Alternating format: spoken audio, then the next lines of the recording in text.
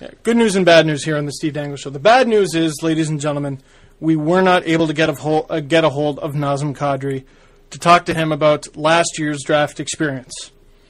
Unfortunately, I don't know, maybe he's out watching a movie or something, out enjoying his summer. Why not? It's the off season. But the good news is... Maybe he's working on his biceps. We're working on... Actually, I hear that's a useless muscle in hockey, and they don't really teach kids to... you know who we can ask? Well, you know who we can ask about that? The guest that we did manage to get a hold of, Tyler Seguin. Tyler, how you doing, man? I'm good. How are you guys doing? Doing great, thank you. We're doing okay, and I imagine we have a little more energy than you do right now. Has the Combine been weighing on you, man? Yeah, I know it's a little tiring, but some guys have 27 interviews, and I luckily only had 10, so I didn't have the worst of it. Only had 10. Listen here. I mean, 10's still a lot, but compared to some other guys' numbers, it's not that much. I guess when you know that you're going to be going earlier in the draft, it's kind of a lot of the teams later on in the first round probably just don't even have any reason to interview you because they believe you might get snatched up so quickly. Yeah, well, I think still, the teams want to meet everybody, and I was looking forward to meet all the teams, just, say hey. There's always chances of trades and stuff like that, so those 10 teams still want to, say hey and see what type of person I was, I guess. Now, I don't know if you're allowed to disclose this, but what teams have interviewed you so far? I'll try to remember. Of course, Edmonton, Boston, then like Florida, Columbus, Carolina, Washington. I don't know. I have a bad memory right now. I don't have the list in front of me, but yeah, a couple different teams. That's how you know you're busy. I would remember every single team. I'd call my mom, and then I talk to this guy, and then I talk to this guy. What you don't have to say who said it, although if you did, you'd be my best friend. But who are some of the guys that interviewed you, and ladies, because I understand there were some women in there interviewing, that really threw you curveballs, just questions that kind of threw you off?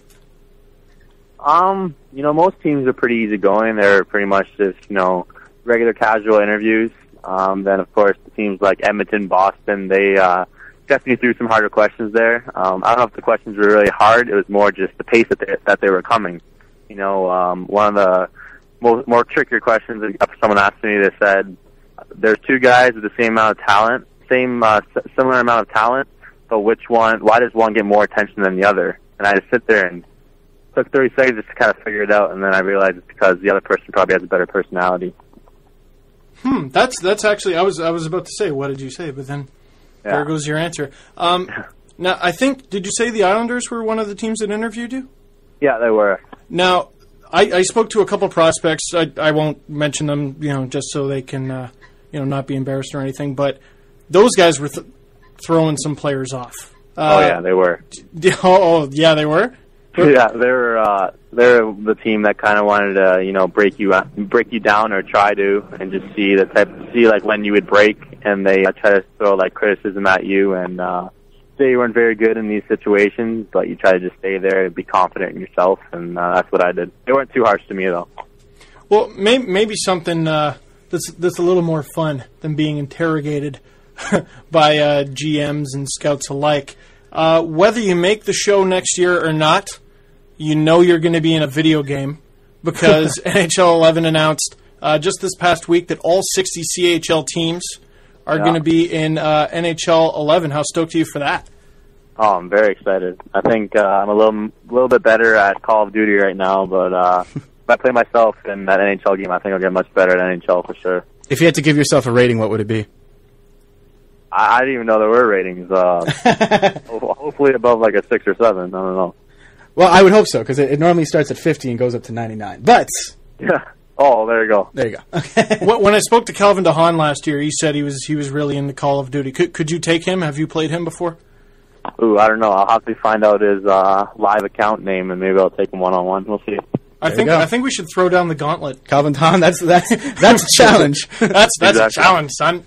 And one last question. I'm sure you've gotten this before, but just so everyone listening to the show, first or second, does it really matter? No, it doesn't. Obviously, I'm a hockey player. I'm competitive, and I want to be the best. I want to be number one. But, my goal has always been just go to the team that wants me most, win the Stanley Cup. I think it's an honor just going either first or 20th in the first round to any NHL team. Tyler, I know it's a really busy week. Thank you so much for taking some time to talk to us, man. Have fun with the rest of the draft combine. It only happens once. Yeah, no problem, guys.